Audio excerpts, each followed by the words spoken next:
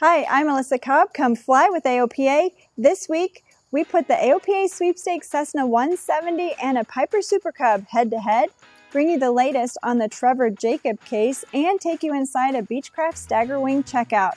AOPA keeps flying safe, accessible, and fun by protecting your freedom to fly. We are the most trusted one-stop resource for all things related to general aviation. Become an AOPA pilot today. Well, after we souped up the AOPA Sweepstakes Cessna 170 with a 195 horsepower Continental Prime IO370 engine and other backcountry mods, we put it head-to-head or prop-to-prop with a Piper Super Cub. Let's check it out and bear with us with the trash talking. Hi, I'm Colin Stagnito. And I'm going to win. No, I'm Eric Webb.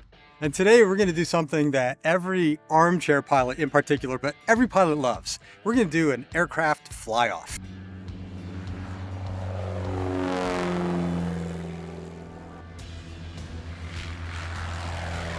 We've got two awesome aircraft behind us here today that we are going to hit against each other. And we have in the distance an early 1990s Piper Super Cub, and right behind us we have AOPA's 1953 Cessna 170, but this is no longer stock. We have now installed in the Cessna 170, hopefully you've all seen this and followed on social media, we now have the Continental IO370 Prime engine. It's 195 horsepower, replacing what used to be 145 horsepower. So do the math, 35% increase in power. Pretty impressive. And couple that with a Hartzell Trailblazer constant speed propeller and these fantastic 26-inch Alaska bush wheel tires. And we have a Sportsman wing cuffs on this airplane. So it is a completely different animal. This is totally woken the airplane up. And that is why we are doing the comparison. And now it's going to be a fair comparison. Good luck. You'll need it.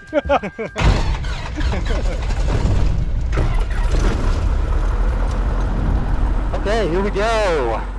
It is the Cessna 170 and Piper Super Cub fly-off. So we're going to do some takeoffs and landings and just show how this Cessna 170 with a 195 horsepower Continental IO370 Prime engine with the Hartzell propeller can take off. Here we go. Put feet on the brakes, going to give it some power, and we're going to be airborne before you know it. This airplane does have a pretty amazing takeoff ability. I'm like a kid in the candy store.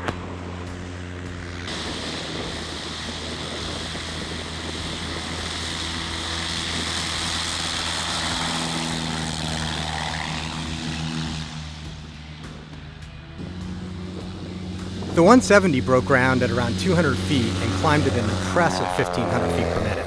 The Super Cub also lifted off around 200 feet, but has a slightly slower rate of climb of about 1,000 feet per minute.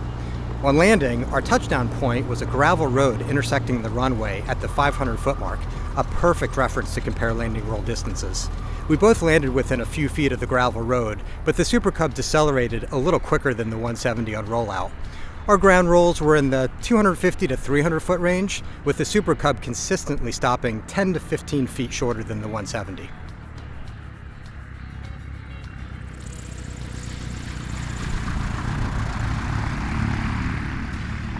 Okay, let me make an observation. When you have an airplane with this much power and a constant speed prop and big 26-inch Alaskan tires, the airplane does all the work for you. It is just so much fun. This is such a fun plane. Such a fun airplane.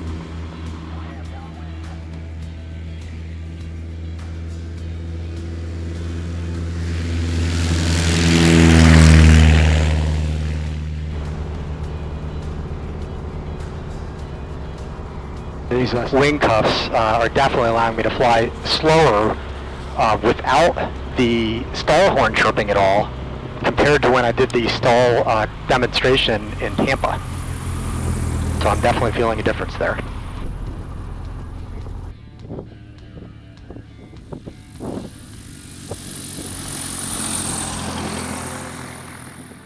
All right, well, Eric, my takeaway is that the airplanes were surprisingly evenly matched. Which does surprise me, considering how much heavier this airplane is than the Cub. So I think just the fact that this 170 is pretty close to the Super Cub is pretty impressive. It says a lot about all the improvements that have been done so far. And then once we get vortex generators and everything else done to it, I think it's going to be incredible. Why don't you tell us in the comments below what you think we should fly the Cessna 170 against? Wow, the 170 really is impressive with all that extra horsepower. I think next we should do a fly off with a stock 170 just to see how much performance it's gained. And I think I have a stock one in mind that we might be able to use. Hint, hint. All right, well, in the news this week, I want to turn to a more serious subject, and that's to bring you an update on the Trevor Jacob case. So Trevor Jacob is the former Olympic snowboarder and YouTube sensation who bailed out of his Taylor craft, parachuted out, and then hiked to the wreckage, all on video. He did that in November 2021. A federal investigation started. FAA revoked his certificate in 2022. Well, just last week, a plea agreement was announced between Trevor and prosecutors, and he admitted to intentionally bailing out of the aircraft and letting it wreck for fame and money. There was a video sponsorship involved. And he also admitted to impeding the investigation, lying to investigators on the aircraft's location, actually having a helicopter airlifted out and then trucking it on a trailer to the Lompoc Airport in California, where he cut it apart, destroyed it, and disposed of it in different receptacles around the airport.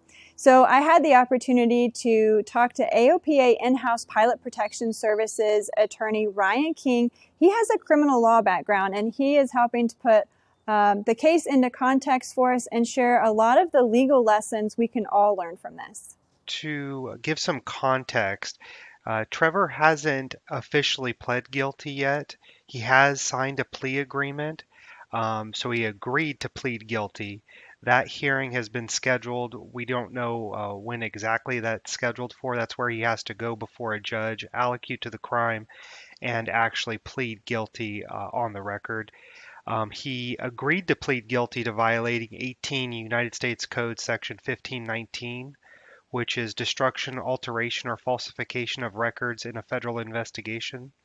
Specifically, the federal investigation in question were the ones being conducted by the NTSB and FAA. It is noteworthy that this agreement came before the grand jury. Matter of fact, Trevor gave his right to indictment by a grand jury to plead guilty to this sole charge, so he waived that right. Usually a grand jury has to be convened, the U.S. Attorney's Office has to present those charges to the grand jury, and then if they determine there's probable cause, they formally charge him or indict him with an information. Just click on the link in the upper right of your screen to watch the full interview with Ryan. Well, the aviation job market has remained hot through this first quarter of 2023, and basically the airlines are just gobbling up pilots and mechanics, and so that's putting a shortage for general aviation maintenance shops. And then for pilots, the regional airlines and business aircraft operators are hurting because so many are going to the majors. And even for mechanics, airlines are offering like a $75,000 signing bonus. JS Firm let us know that aviation mechanics may even be hotter in the hiring market than pilots. So bottom line, if you're wanting to get into the aviation industry, now is the time to get that resume out there. Well, here is a pretty cool STC that is just in time for summer. It's for certain models of Pipers, Moonies, and Beechcraft aircraft, and it's actually a side window that folds all the way out, and that's got to be so much better than those tiny little air vent that you have in the windows now. Allow a lot better airflow. And so that STC was created by a California aeronautical engineer and pilot named Norm Ellis. You can get more information about the STC at the story on our website, aopa.org. We'll drop a link to that in the description below. Well, in AOPA news, our regional managers have been working all across the country to help defeat threats to the sale and distribution of 100 low-lead fuel. The most recent threats were in New Mexico and Washington State. AOPA Central Southwest Regional Manager Tom Chandler and AOPA Northwest Mountain Regional Manager Brad Schuster have worked in their respective regions to oppose bills that would have banned the sale or the sale and distribution of avgas. In New Mexico, that bill was defeated, and then in Washington, it never advanced out of committee. So 2 wins for AOPA there, and we continue to work all across the country at the state level to help protect the availability of 100 low lead until we're able to get switched over to an unleaded fuel. The Beechcraft Staggerwing is one of the most beautiful aircraft ever built, and AOPA Editor-at-Large Dave Hirschman has had the opportunity to ferry it all along the East Coast and around Maryland, and he gave AOPA Air Safety Institute Richard McSpadden a checkout on it. Let's see how he did. Dave Hirschman, AOPA Media.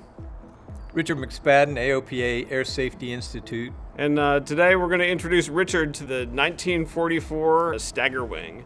And this radial engine, old school Art Deco airplane. We're going to see how Richard gets along with it. And he's flown other Beech models before, so this is like going back to the very origin. Can't wait.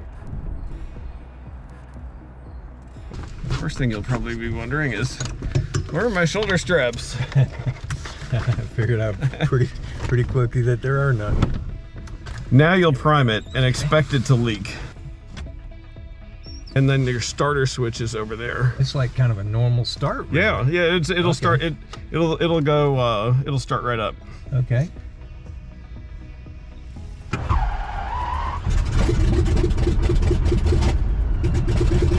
Looking good over there? Yep, plenty of room on this side. Okay. I can see pretty close to all the way down on this side. We got set. Fire and magnetos are on both. Flight controls we checked multiple times. We're doing a no flap takeoff. And we'll get the tail wheel locked as soon as I straighten it. We're ready for a takeoff. Okay. About 4 seconds to full power. All right, here we go.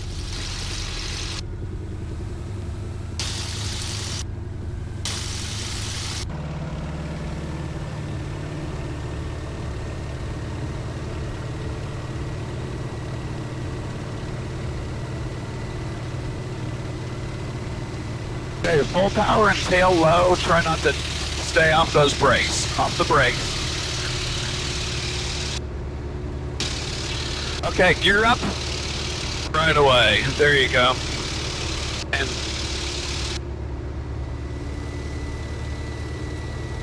Back on the manifold picture.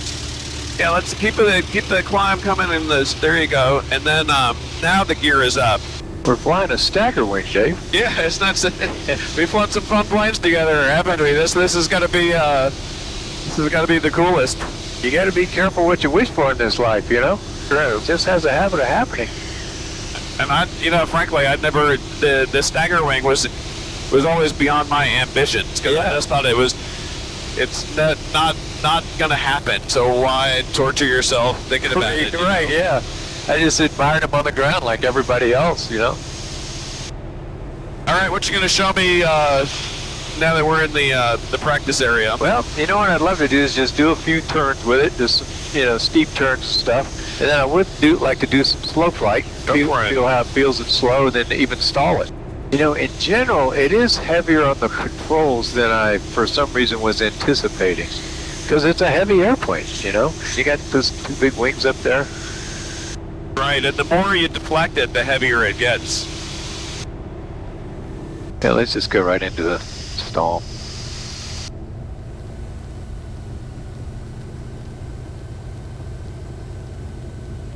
Just read out what you're seeing as you All right, do it. There's 65, 55. Frederick Tower, Skyhawk 471 Mike Romeo on Bravo. There's 50. There's about 40 something. There it is. Very nice nose brake down. Very clean stall, actually. Runway 23 clear for takeoff. Make left traffic. Report left midfield downwind and. Downwind, a little bit of a turn. Clear to land, runway 23, 67555. You'll want to hold that power until we're right down in the flare.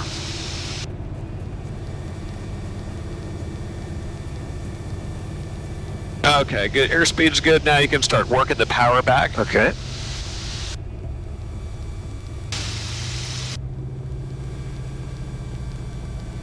Okay, we're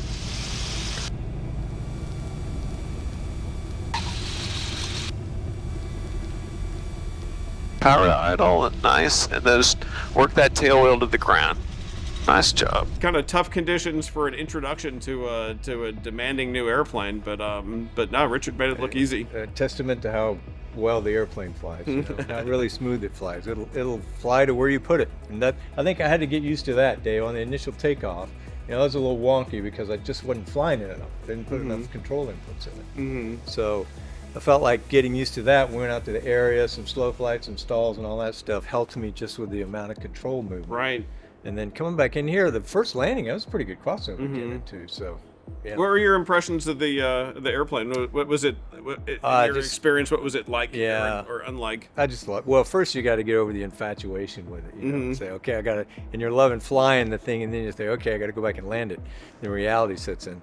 But it was heavier than I thought it would be on the controls. But and then you think it's a heavy airplane. It was the gross weights on it like close to 5,000 pounds, I think, somewhere in that neighborhood.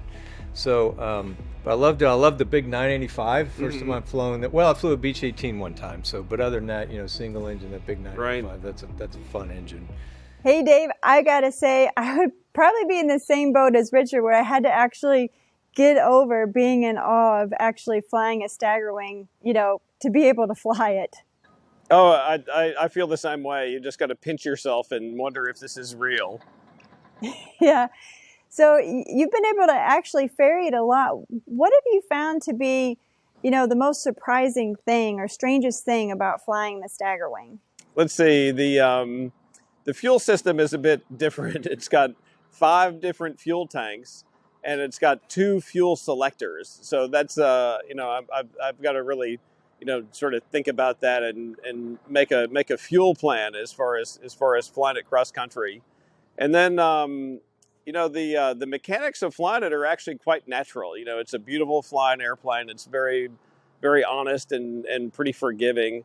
But the sight picture on the ground is incredibly limited. And I was trying to think how to describe this. And I think it's kind of like the best description that I can think of is it's like landing an ag-cat with your right eye covered. If you were wearing an eye patch and landing an ag-cat, that's about what the experience of landing the Staggerwing is like. It's pretty. It's got good manners, and it tends to roll pretty straight ahead on the ground once you get the wheels all down. But the visibility is so limited that's really the most challenging aspect. Okay. And I got to say, I've been following your videos on social media, and I noticed when you're coming into land, you're actually rolling the throttle out. How sensitive is the throttle? It's the throttle isn't overly sensitive. It's pretty linear in how it is, but it's a vernier type throttle. And it usually pretty low power by the time you come in and flare, and so I found that if I'm flaring and then rolling back the vernier throttle at about the same time, I'm ideally trying to get to idle power at about the same time the wheels touch down. Sometimes that works out, sometimes it doesn't quite, and if I've still got power in when the wheels touch down, then I can just hit the little plunger and pull the throttle all the way out. But it's you're at a fairly low power setting typically as you enter the flare, and just dialing it back seems to be about the right combination for me. So Dave, you've probably flown over 100 different models of aircraft in your career, and how does the Staggerwing rank on that scale? Oh, it's at the very tip top. It's such a surreal experience when you can roll down the window and look outside and see those beautiful elliptical wooden wings just slicing through the air, and it's you just think about the airplane's amazing origin story and how Walter Beech and Ted Wells dreamed it up at the depths of the Great Depression, and what a it was the first business plane. It was the first retract that was in wide civilian circulation, and it's just an amazing privilege. There are not a huge number of these things flying around these days, And it really puts you in touch with just a completely different era. And it gives you a real tangible feel for the demands that the airplanes of this era put on the pilots of their day. And, we've got it easy because this one's got 2 GPSs and good comm radios. So the experience isn't exactly the same, but it's just a real treat to fly such an extraordinary airplane. Cool. Well, happy flying in it, Dave. Thanks, Alyssa. Much appreciated, and good to talk with you. Yeah, you as well. Well, I hope you enjoyed this episode of Fly with AOPA. Be sure to like and subscribe to stay up to date on all our latest videos. And this week, we leave you with some flying footage from Stony Truett. It's the arrival to the South Carolina Breakfast Club Palmetto meeting. Well, be sure to send in your favorite flying videos at the link in the description. You just might see them on an upcoming show. And as always, if you're not already an AOPA pilot, we'd love for you to join us. Click the link at the end of the video to learn more about our trial membership. We'll see you next week.